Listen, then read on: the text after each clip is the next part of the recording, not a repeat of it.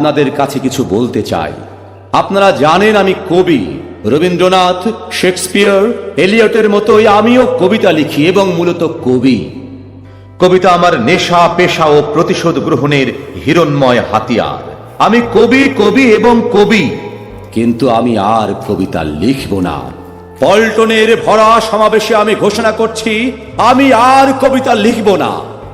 তবে কি রাজনীতি করব? কন্ট্রাক্টরি, পুস্তক ব্যবসায়ী ও প্রকাশক, পত্রিকার সাব এডিটর, নীলক্ষেতে কলাভবনের খাতায় হাজিরা, বেশ্যার দালাল, ফ্রি স্কুল স্ট্রিটে তেল নুন ডালের দোকান, রাজমিস্ত্রি, motor driving, smuggling, under development স্কুলের শিক্ষকতা, নাকি সবাইকে ব্যঙ্গ করে বিনয়ের সব চিহ্ন সূত্র ছিঁড়ে খুঁড়ে প্রতিষ্ঠিত বুড়ো বদ কবিদের চোখে নাকে মুখে ক্লিনস্টর্কের করা ধুঁয়ো ছুড়ে দেব, অর্থাৎ অপমান করব বৃদ্ধদের?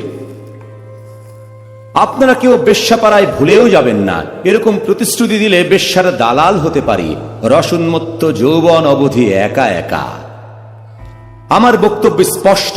আমার বিপক্ষে গেলেই তথাকথিত রাজনীতিবিদ, গাড়ল বুদ্ধিজীবী, অশিক্ষিত বিজ্ঞানী, 10 তলা বাড়িওয়ালা ধনী ব্যবসায়ী, সাহিত্য পত্রিকার জঘন্য সম্পাদক, অতিরিক্ত জনসমাবেশ আমি ফু দিয়ে তুলোর মতন উড়িয়ে দেব।